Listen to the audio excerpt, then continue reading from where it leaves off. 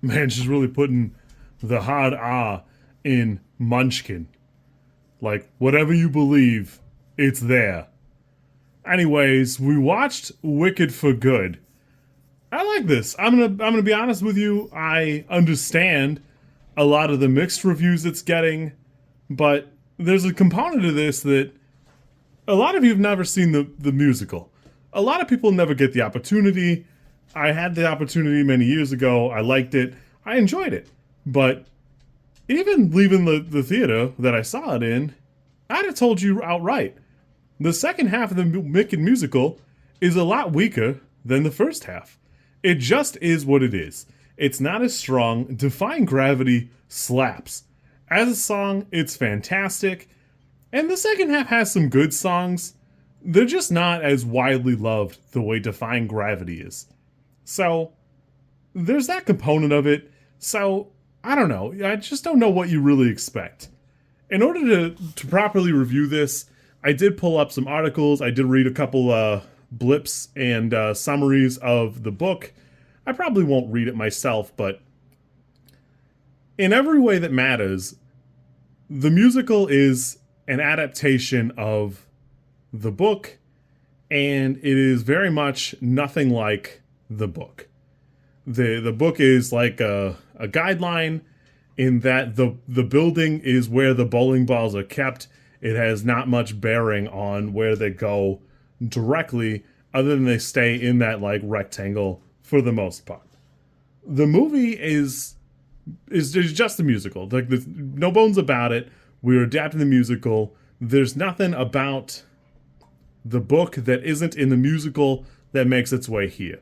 Fiero's not a white guy, and in the book, it's not Bach that becomes the Tin Woodsman. Although I will admit, I think it's handled pretty well here. So, I just don't know, because to complain about the story, you probably just wouldn't like the musical. I don't know what to tell you here. I do kind of see what people are saying where, I don't know if it's color grading so much as it feels like there's like a gray film over the film, and I just don't love that, but I don't know, looks about even, so it's still pretty palatable. I think the set pieces still slap. Everything here looks pretty good. There's a couple exteriors of Oz that, I don't know, I don't love it, but, you know, it still looks like a building, so I'm not sure what else you could have. And I think the performances are all pretty solid. There's a couple of times that it feels like the movie is afraid to show you a couple of costumes. Fiero, in particular, could look a little bit better than the rest of the guards. I wish he stood out a bit more, but there's a big component of this that it's not really Fiero's movie. It's definitely a movie about Elphaba and Glinda and the wizard. And then Fiero is there too. He's like Scrappy-Doo in that regard. He's not really the focus. The romance is present, but it's definitely not like an overarching thing. A ton of the book is wrapped up in the interplay between Elphaba and the wizard, and basically running like a little baby terrorist cell out of her crappy apartment or something. There's just a lot. It's pretty crazy. She has like a mental breakdown due to some other spoilery things. Has maybe a child that, you know, she doesn't claim because she's like in a coma for a little while. There's just a lot of craziness that I don't know that we would want it in a movie. That it's probably good. I'm sure people who like it love it. I can see where it got an adaptation to something, and I can see where a lot of it got adapted into this as a musical and then this as like a film. It's very clear that John Chu, Grande, and Erivo all really had a huge passion for the project.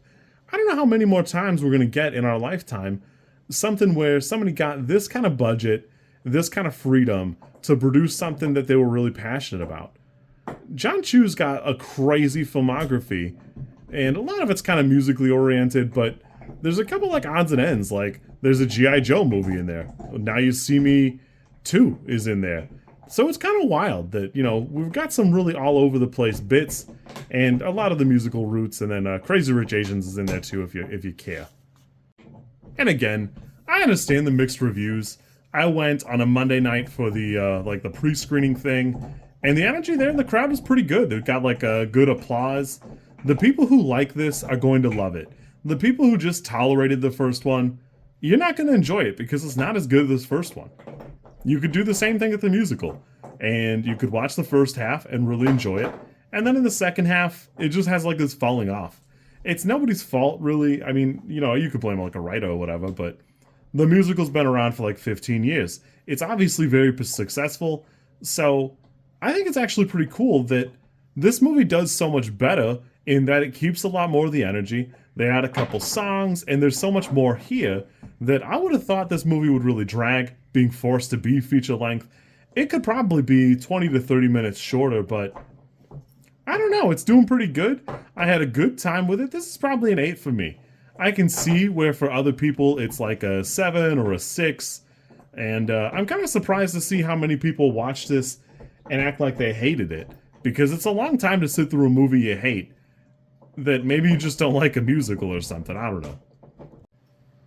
Somewhat notably, I do really enjoy Constance Wu here. Feels like a miscast in the first one, but she really does get a couple moments to shine here as an actual villainous character. She's way worse of a person in the book, and Jeff Goldblum's got like this Weasley quality to him in this film.